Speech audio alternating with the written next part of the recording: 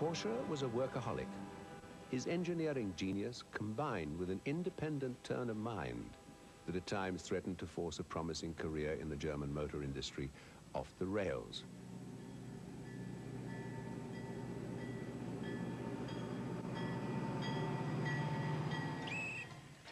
Porsche quarreled with Austro-Daimler and resigned in 1923. He left Austria to join the Daimler company in Stuttgart, Germany. Porsche's design ideas were by no means as outlandish as many around at the time, but he still managed to make many enemies in the conservative German motor industry. He left Daimler after a disagreement in 1928. And when a new venture in Austria collapsed because of the Wall Street crash, Porsche decided he had no alternative but to establish an independent design team in Germany. The shape that was to become the VW Beetle first began to appear in a series of Porsche designs of the early 30s. This is the Porsche Type 12 of 1932. Another element that would become a major component of the VW Beetle, the Porsche torsion bar suspension, was also a product of the early 30s.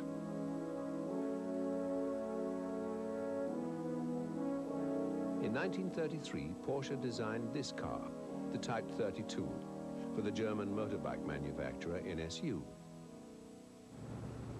Only 3 were built before the project was abandoned, but the Type 32, with its air-cooled rear engine and distinctive body shape, would be Porsche's starting point for the design of a German Volkswagen, or people's car.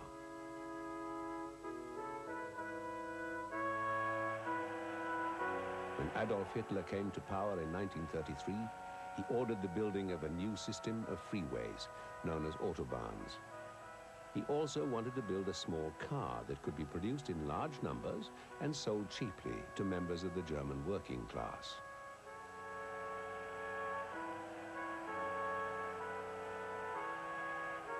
Hitler summoned Porsche to a meeting in the autumn of 1933 and set out his design parameters for an air-cooled family car that could be produced for less than 1,000 German Reichsmarks.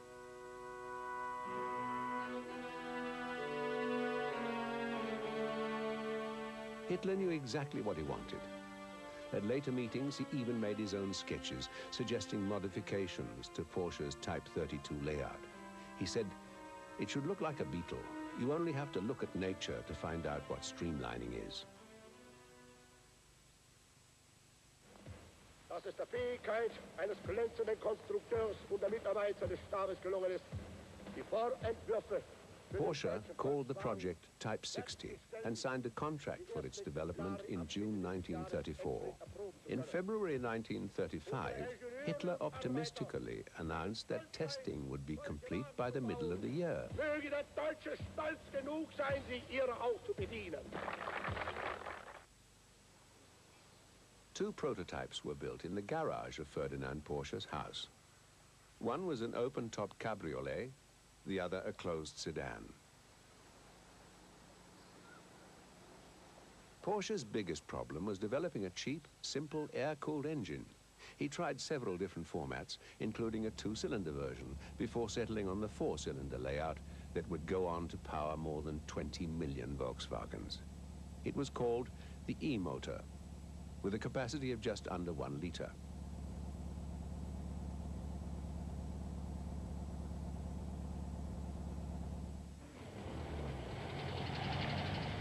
Hitler's specifications were strict. The car was to be very fuel efficient, capable of traveling 100 kilometers on just 7 liters of fuel from its front-mounted tank. That's better than 40 miles to the gallon.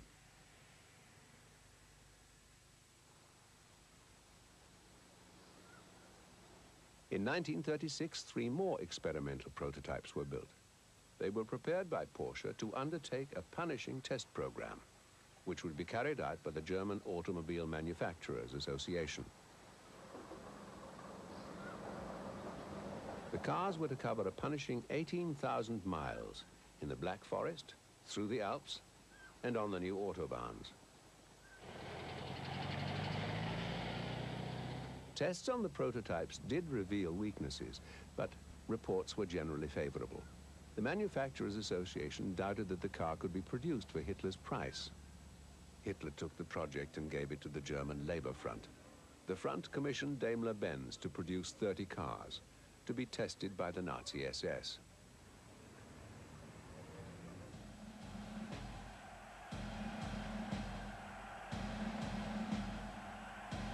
Hitler was strongly influenced by Henry Ford. He knew that Ford had built his factories close to canal, river, and sea transport. He decided on a location in northern Germany, close to major canals and the Rhine River. In May 1938, a flamboyant Nazi ceremony was held near the village of Fallersleben to lay the foundation stone for a factory that Hitler intended to rival the giants of Detroit. At the same ceremony, he announced, much to the dismay of Ferdinand Porsche, that the car was to be called the KDF-Wagen. The letters KDF in German stand for Strength Through Joy. Worse still, the town that would house the new factory's workers would be called KDF-Stadt, Town of the Strength Through Joy cars.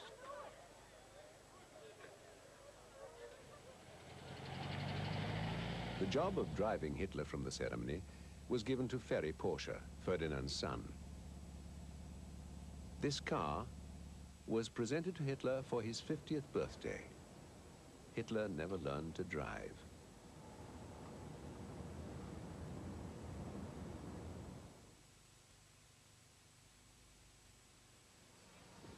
Work began immediately on the KDF factory. By the spring of 1939, the first stage was completed. The plan was to produce 150,000 cars in 1940, with the output rising by 1943 to 1.5 million. This would make the KDF plant the largest European motor manufacturer by far. Its output would realize Hitler's dream of rivaling the great American automotive giants.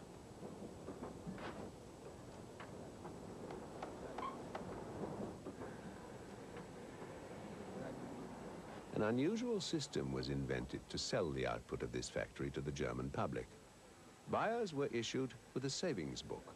Payments were made by buying stamps, and the cost of placing the order and insuring the car were added to the basic price.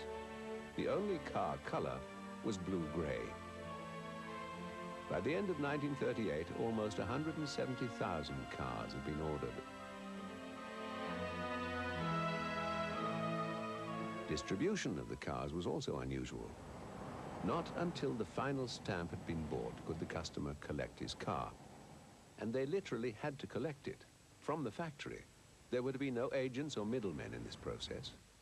If the buyer couldn't collect it, there would be a delivery charge of around 5% of the purchase price.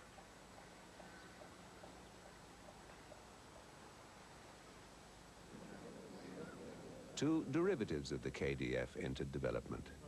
Their purpose was much more related to Hitler's military plans than the people's car.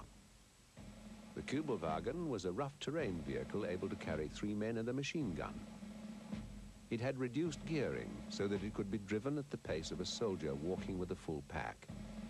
Its high ground clearance allowed it to cope with a variety of off-road conditions.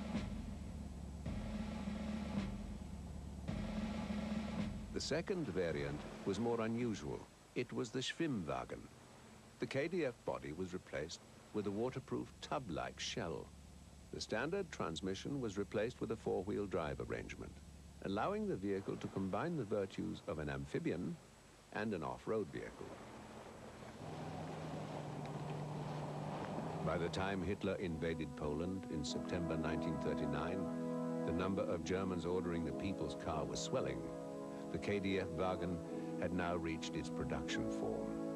The Spartan interior had to be big enough to seat 2 adults and 3 children to conform with Hitler's decree that the children and the parents should not be separated. It could cover the autobahns at 100 kilometers an hour. But the coming war would prevent the hundreds of thousands of German families who had placed their order from ever receiving their cars. This is the ultimate form of the KDF-Wagen, a 1943 model now in the Volkswagen Museum. That was the year in which Hitler had planned production to reach 1.5 million cars. The first KDF wagon came off the production line in August 1940, but by the time this car was produced in 1943, the total output of KDF wagons was a mere 640. Most of them became personal transport for important members of the Nazi Party.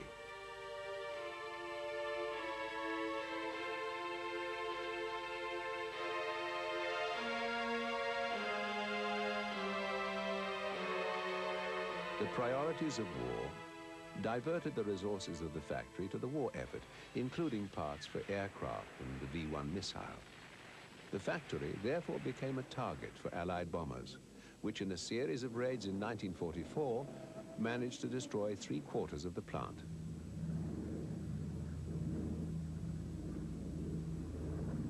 In the wreckage of Germany's post-war streets, Hitler's grandiose scheme for the people's car seemed to be of another age.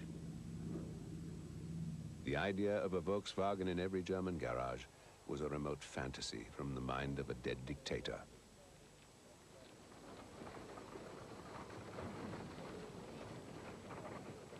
But something strange was about to happen. The Allied forces occupying Germany needed reliable personal transport. Their own cars were in short supply and breakdowns were common.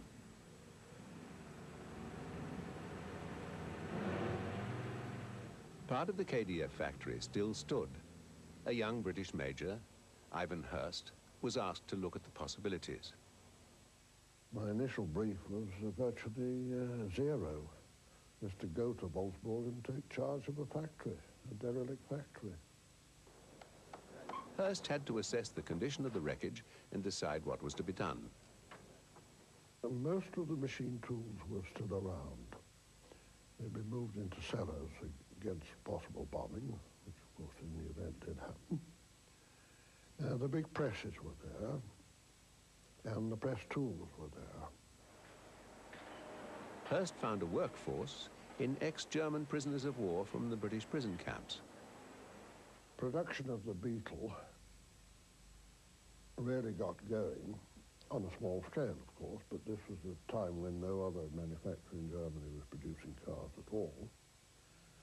First got going in March 1946 at a rate of 1,000 cars a month, which was the limit set by the availability of materials. The British Army placed an order for 20,000 cars. By the end of 1946, more than 7,500 Volkswagens had emerged from the factory. Hitler's people's car was on the Autobahn, fulfilling his specifications of speed and fuel consumption, but under very different circumstances from those he'd planned.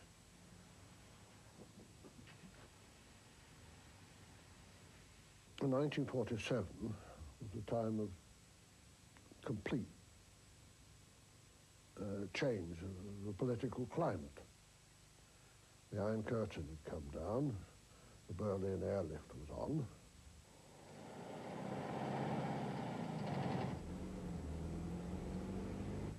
While Volkswagen and the rest of Europe coped with the Soviet blockade of Berlin, Major Hurst and his superior officer, Colonel Radcliffe, began to look for a German to take over the running of the expanding Volkswagen factory. Initially, they found this to be a very difficult task. We looked around, asked around to the German Motor Industry Federation and to personal contacts, and found nobody who was prepared to take on the job. Eventually, Heinz Nordhoff was appointed Volkswagen's general manager. In 1949, the ownership of Volkswagen was transferred to Germany. Nordhoff was taking on an immense challenge. The German economy was devastated, and Volkswagen had the potential to be one of the major tools for its reconstruction.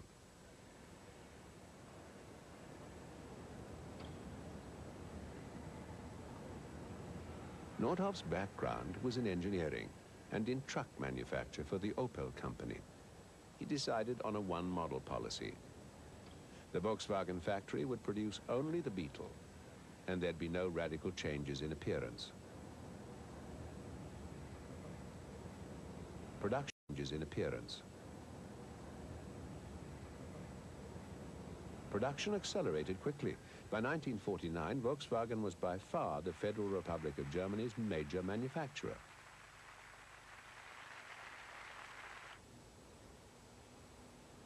This vast factory, conceived by Adolf Hitler, destroyed by Allied bombs, and revived by the British Army, was within 4 years of the end of the war producing 45% of the country's total industrial output.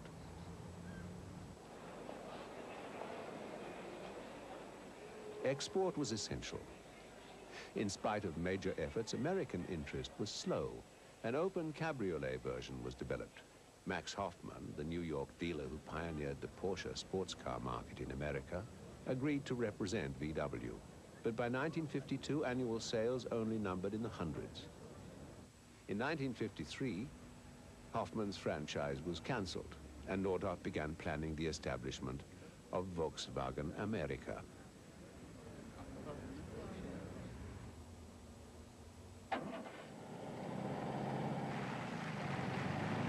But in Europe, there was no question about the strength of demand. In the early 50s, production accelerated quickly. The small, Spartan Volkswagen Beetle was finding its place in the European car market. Some of Volkswagen's promotion at the time may have slightly overstated the Beetle's carrying capacity.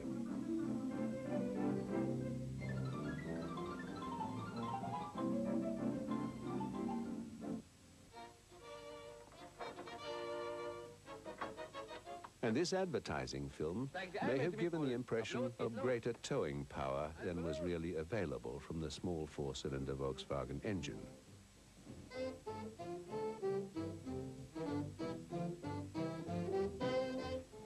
Mensch, das ist ja allerhand. Das ist ja enorm, ist das ja. Das ist ja noch gar nichts. Mein Volkswagen hat noch ganz andere. Na nu, na hören Sie mal, bei Ihnen riecht aber verdammt. Even the smell of burning turns out to be not a damaged clutch, but the handbrake carelessly left on by the driver. Mensch, ich schrei Brötchen. Die Handbremse war auch noch angezogen.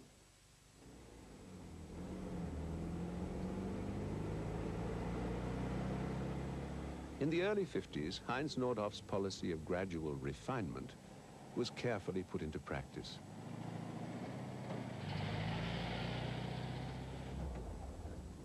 It was now almost 20 years since the basic design of this car had been established by Ferdinand Porsche. And yet to the market, it was relatively new. Its performance was slow even for the time.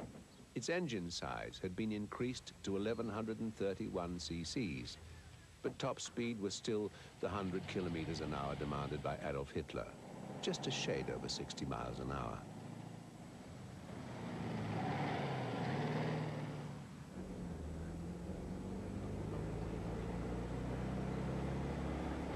The split rear window was replaced by a one-piece oval in 1953, and more colors were available than in Hitler's time, but no other obvious changes would be made to the look of the car until 1958.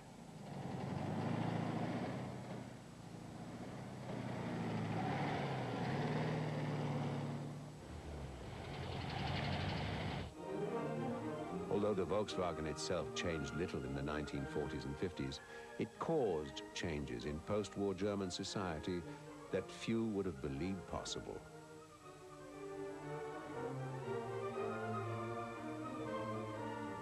The first major change in May 1945 was the name of the town that housed the Volkswagen factory workers. KDF-Stadt, town of the strength through joy cars, was no longer considered appropriate, and the British-nominated town council agreed that it should become Wolfsburg, after the nearby 14th century castle. Wolfsburg was to become home to a swelling population of post-war German families, seeking peace and economic security after the turbulent years of the war.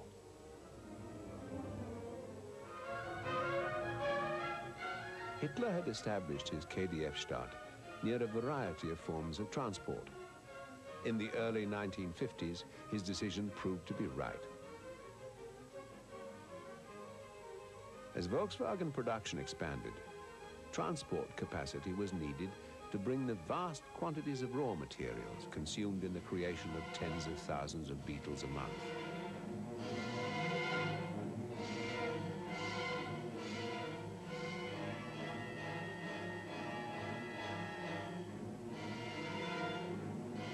Hitler had dreamed of rivaling the great American automobile manufacturers, and now Heinz Nordhoff found himself running one of the new industrial giants of Europe.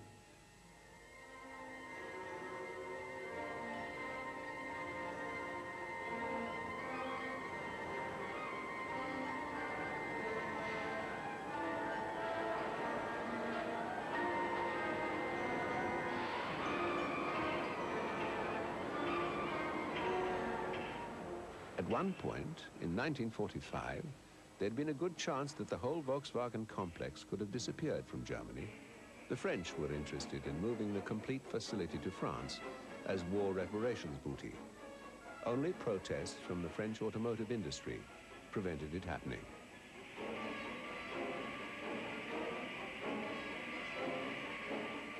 For a brief period at the end of the war, Henry Ford II was interested in buying the plant.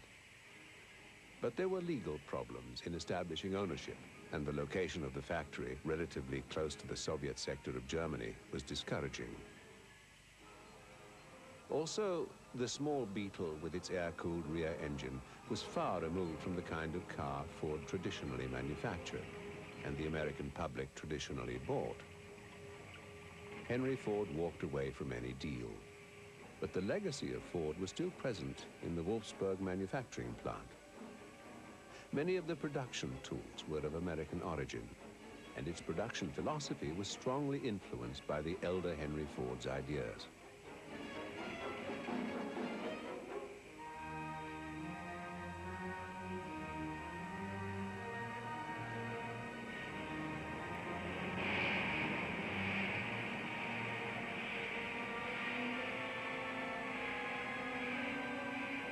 By 1955, the Volkswagen engine had hardly changed from the design established by Porsche's team 20 years earlier.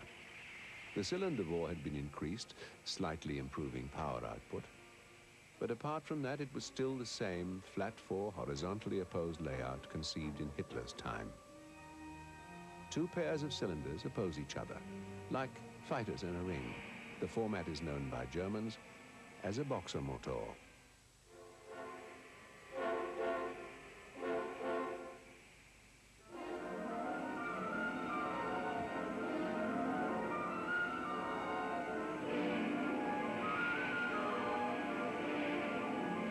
In the mid-50s, the Volkswagen plant at Wolfsburg was for its time highly automated. But still, an enormous proportion of the assembly line work was done by human hands. And to keep up with production standards and the speed of the line, those hands had to be highly skilled.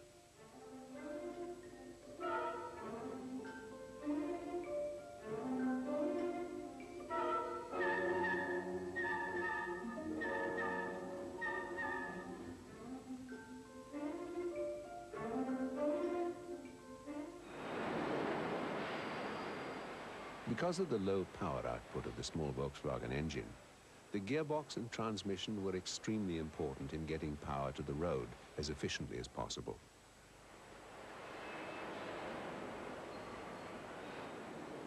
The Beetle four-speed transmission evolved from a simple crash gearbox to an excellent four-speed unit, easy to operate, fast in action, and highly reliable. The gear lever was located on the floor, and because of the rear engine, there was no transmission hump to take up room in the car's small interior. The efficient combination of engine and gearbox and its contribution to driving simplicity is one of the key elements of the Volkswagen Beetle's success.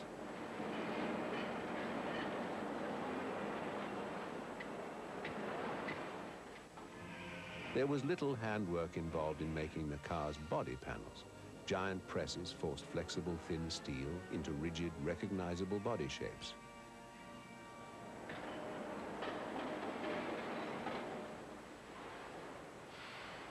But putting the body parts together was a process of intricate human teamwork and cooperation, depending on speed, accuracy, and economy of movement.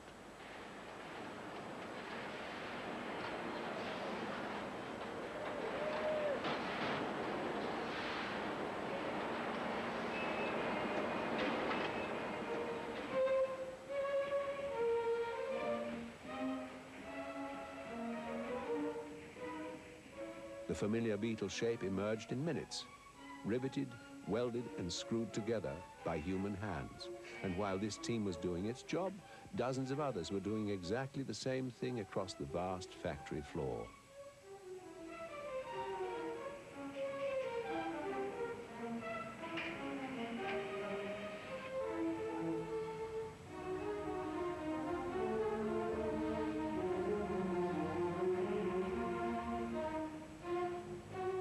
Similar teams of human hands, male and female, fitted headlamps, tail lamps, turn indicators, instruments, and all the interior body trimmed as the lines moved on.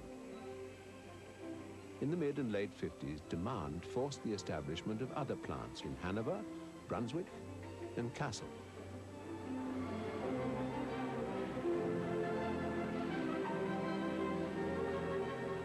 From a small workforce made up of German prisoners of war in 1946, less than a decade saw the development of a vast group of specialists contributing to an unlikely success story.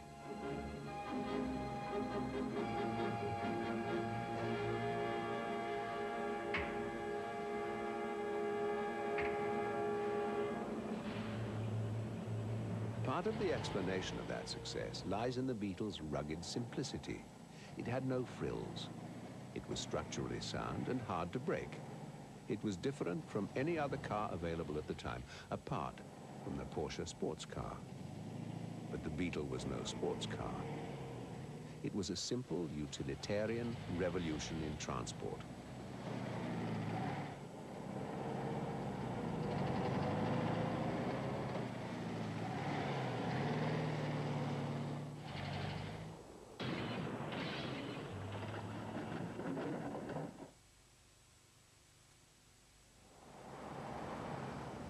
By the end of 1954, the number of Beetles that had emerged from the Wolfsburg factory was approaching the 1 million mark.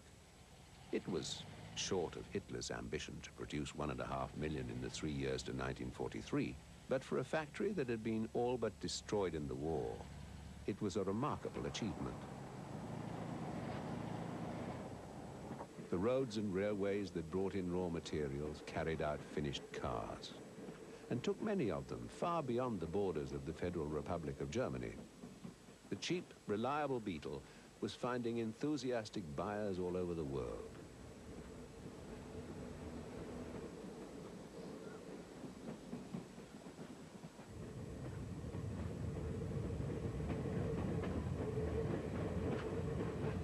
(1955) was a big year for Volkswagen. Volkswagen of America was established, and U.S. sales, only 600 in 1952, exceeded 30,000 for the year. The American market, slow to catch on, was now beginning the move that would eventually make it Volkswagen's most important outside West Germany. Volkswagen's climb to the top was gathering pace. The company based much of its promotion on the characteristics that had been designed into the car by Adolf Hitler. Hitler had insisted on an air-cooled engine because most German working-class houses did not have garages, and an air-cooled engine would be better able to cope with Germany's cold winters. According to this 1955 Volkswagen promotion, it was a great advantage climbing the steep passes of the Alps, where its water-cooled competitors would literally fall by the wayside, boiling. In keeping with the international success of the Beetle, the ceremony marking the occasion had a strong international flavor.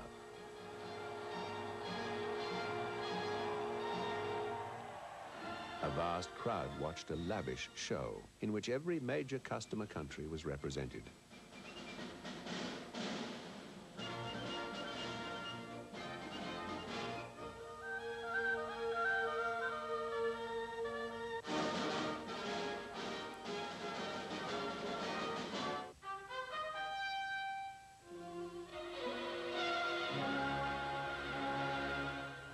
The climax was unexpected.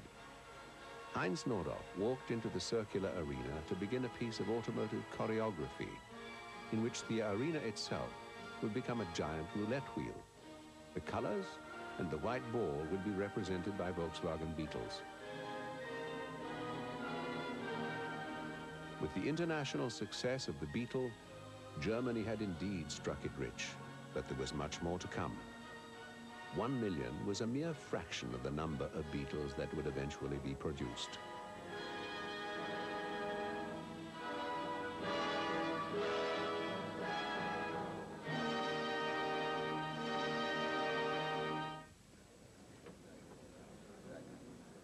Volkswagen had been a linchpin of Germany's post-war economic miracle. Since 1949, the Volkswagen's factory at Wolfsburg had provided an ongoing injection of employment, wages, and potential for export dollars. As the biggest single entity in the German economy, its effect on the country's economic health was profound. Workers found that they could once again buy consumer goods. Even those who couldn't yet afford a Beetle of their own could pay for a motorbike.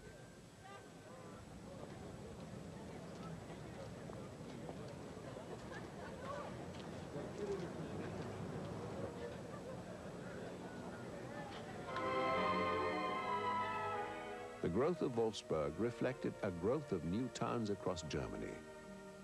A new plant was built at Hanover to manufacture VW engines. Other plants within Germany were on the drawing board. And in the meantime, Wolfsburg was expanding to become the biggest automobile factory under one roof anywhere in the world.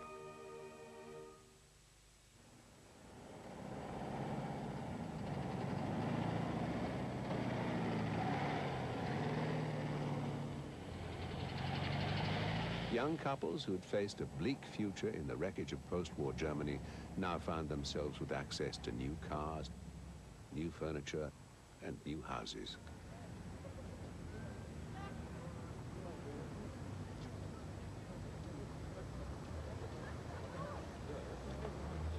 It was extraordinary that this surge of prosperity could be brought about by a strange little car with a design almost a quarter of a century old. It was even more extraordinary that many graduates of this new school would go to work at the factory that employed their parents, building Volkswagen Beetles for years to come.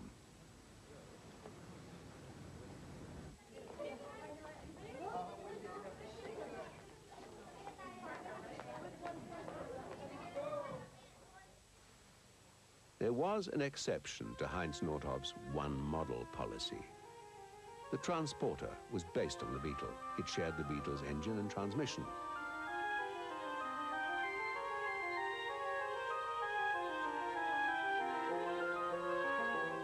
It was introduced in 1950, but by 1956 its manufacture was moved to the new plant at Hanover.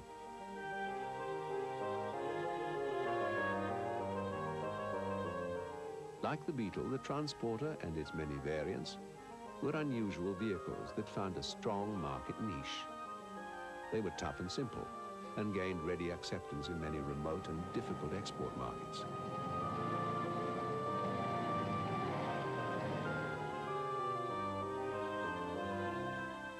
They became an icon of the love generation and the utility transportation of choice for the earthly and the spiritual alike.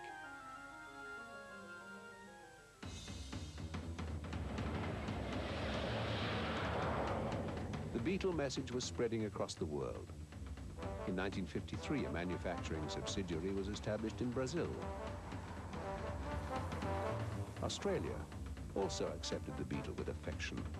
In 1957, Volkswagen competed successfully against a variety of world cars in Australia's Mobile Gas Rally, a grueling event that took its competitors all the way around the island continent over some of the roughest and most difficult roads in the world.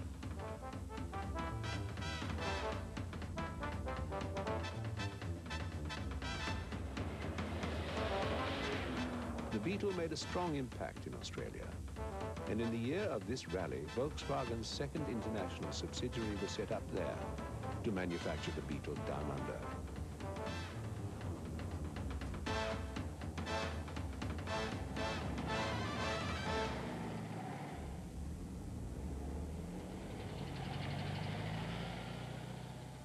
In the 60s, a third foreign manufacturing subsidiary was established, this time in Mexico, and the Volkswagen Beetle became a genuinely international car.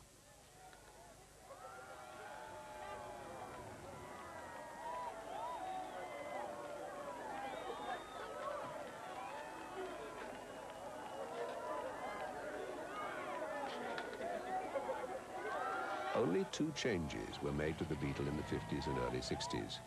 Front and rear windows were enlarged, and the engine was redesigned for the first time. In 1956, VW introduced the Carmanguia Coupe. Referred to by some as the world's slowest sports car, it offered sports car appearance with Beetle simplicity. In 1961, Volkswagen introduced the 1500, their first new model with the apparent potential to replace the Beetle. It looked more up-to-date, was more powerful, but had nothing like the Beetle's appeal. By the 60s, the Beetle was a cult car. In 1965, 1 million were sold. As well as some outlandish Beetle-based behavior, the 60s saw 2 increases in engine size and continued success.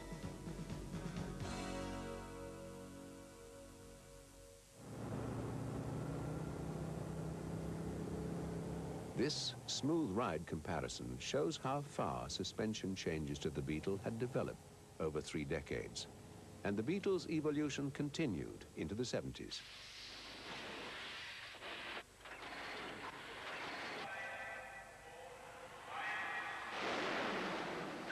In 1968, Heinz Nordhoff, the architect of Volkswagen's success, died. Nordhoff was replaced by Dr. Kurt Lotz, who inherited the tough job of finding a successor for the aging Beetle.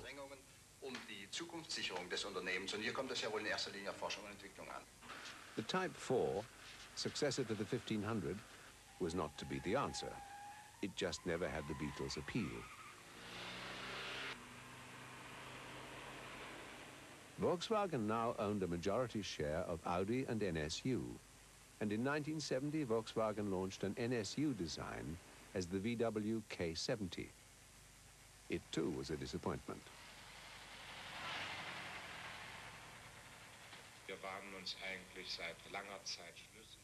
In 1971, Rudolf Leiding took over from Kurt Lotz. Beetle development was continuing, and so was the search for a replacement. In 1973 came the Audi-influenced Passat. In 1974, the year of the Arab-Israeli war and rocketing oil prices, Volkswagen made its first ever loss. The Passat was no VW savior. All hopes that year were pinned on an entirely new design which had nothing in common with the Volkswagen tradition. The new car was released in Europe as the Golf. It was a front-wheel drive hatchback with a lot of catching up to do. In October 1974, Beetle sales topped 18 million, making it clearly the biggest-selling car in history. The previous bestseller had been the Ford Model T. Ford's original sales figure for the Model T was just over 15 million in 1927. When the Beetle passed this in 1972, Ford discovered that more than 16.5 million Model Ts had actually been built. But by the end of 1974, there was no more argument. The Beetle was the most popular car of the century. The new Golf range included 2- and 4-door bodies, a choice of engine sizes, and a sporting model with a completely different body, the Scirocco. The Golf proved to be the right car at the right time. The Beetle had taken more than 5 years to sell 1 million. The Golf did it in a mere 31 months.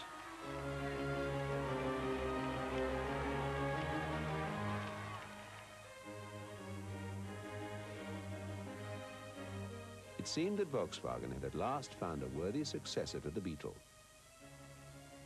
Beetle production was phased down in the 70s. And on January the 19th, 1978, the last Beetle produced in Germany left the Emden factory. To Volkswagen, it was the champion of the world, the largest-selling car in history. But all champions must eventually retire.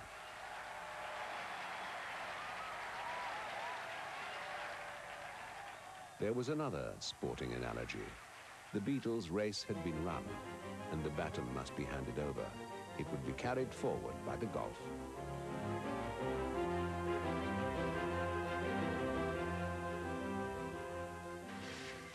The Golf appeared to be a worthy successor. By late 1979, sales had reached 3 million, and the 5 million mark was reached 8 years after the car's release. Der erste millionste Golf wurde nach 31 Monaten dem Vorstand übergeben, von euch fertiggestellt. Der 5 Millionen The Golf's success did not quite signal the end for the Beetle.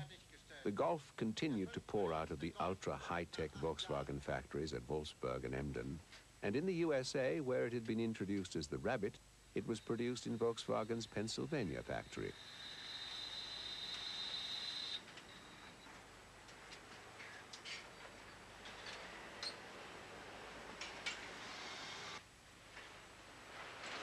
But as the Golf's sales mounted around the world, across the Atlantic, in Mexico and Brazil, the Beetle continued to roll off Volkswagen production lines.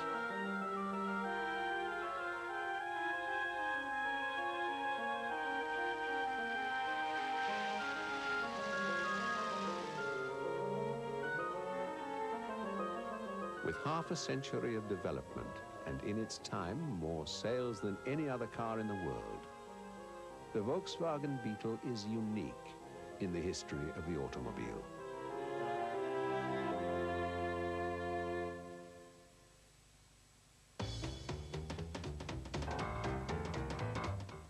More cars follow tonight in the Roadshow, including the classic Morgan three-wheeler on test against several modern rivals.